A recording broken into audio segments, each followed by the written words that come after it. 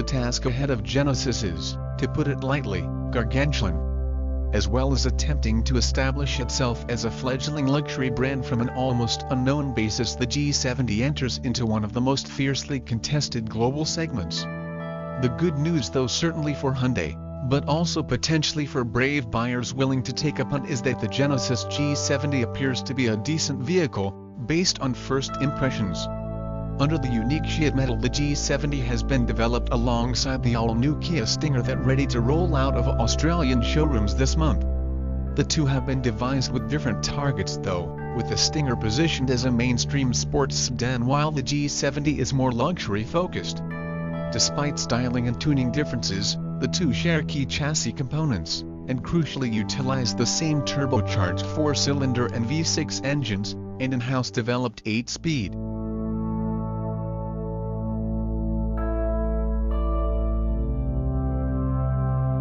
The cabin of the Genesis G70 delivers premium refinement first up, with excellent noise insulation setting the right tone as a prestige player. The sophisticated cabin design incorporates high-quality materials with an extensive use of genuine leather and real metal components designed to help distance Genesis from Hyundai mainstream models. While the G70 does and quite sit in the same space as the excellent Audi A4 or Mercedes-Benz C-Class, it does present with a richer feel than either the Lexus IS or Infiniti Q50. Using Korean specifications as a basis, the seats are comfortable, and front and rear headroom are decent. In the rear they're decent knee room, but the rear bench, like its competitive set, is really best with 2 passengers, but will accept 3 at a pinch.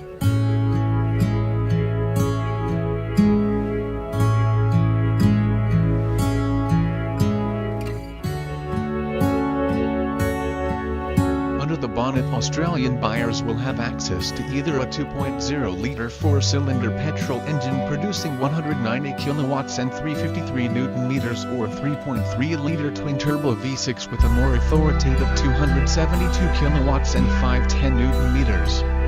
TMR first drive experience occurred in a Korean specification V6 with all-wheel drive, a configuration that won't come to Australia, with rear-wheel drive being the only layout offered locally. There are also going to be changes made to the G70 steering and suspension tuned for Australia, with the Genesis sedan to be put through the same kind of local adaptation program as the rest of Hyundai range. While the final setting may differ, this early test revealed the fundamentals of the G70 are solid. In 5.6 guys, the G70 puts forward a strong set of numbers to challenge something like a 240 kilowatts per 450 Newton-meters BMW 340i. However, official fuel consumption figures trail the Euro opposition, with the G70 official 11.1 liters per 100 kilometers fuel use, a long way off BMW claims 6.8 liters per 100 kilometers, though neither figure is representative of real-world consumption. Genesis has also elected to use a digitized engine simulation pumped through the speakers, rather than relying on the engine and exhaust natural sound signatures, depending on your view that can be good or bad, allowing the volume to be adjusted via the comfort, eco, sport, smart and custom drive modes, without disrupting the peace outside the vehicle. The G70 also adopts a more comfort-biased handling tune, compared to the dynamic prowess of Jaguar or BMW.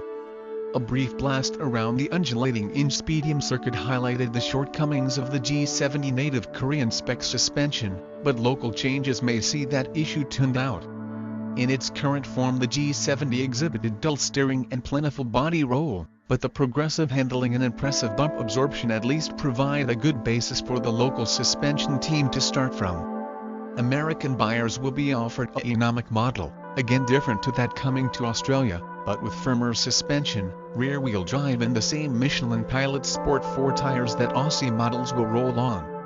We were given a very brief turn behind the wheel of this variation, which feels different to the Korean model and indicates what's possible for the Australian model thanks to flatter cornering and more direct steering.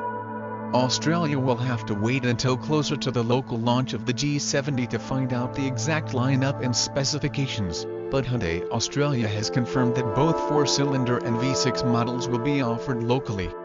Unofficially, it seems like that the range will also incorporate a three-tier selection with an entry-level specification, one with a sporting flavor, and a premium luxury range topper.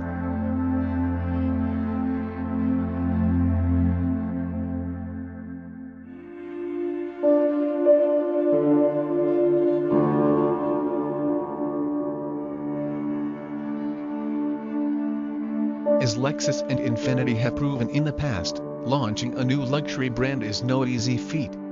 While both can claim success in the North American market, elsewhere in the world it's taken time for both brands to sway buyers away from the pedigree of Germany best. Genesis is sure to face the same battle, entering an established market and trying to build brand recognition and awareness is going to take time. Right now though, Genesis is starting off on the right foot with a competitive product, which may not frighten off the dominant Mercedes-Benz C-Class just yet, but could give those Japanese competitors something to worry about. Though it's too early to be certain, the impressive job that Hyundai has done crafting its first bespoke luxury car, getting the balance of power, comfort, and luxury right. Although brand catch isn't something Genesis can launch with, Audi, BMW, and Mercedes-Benz will no doubt be keeping a careful eye on the trajectory of this new prestige upstart.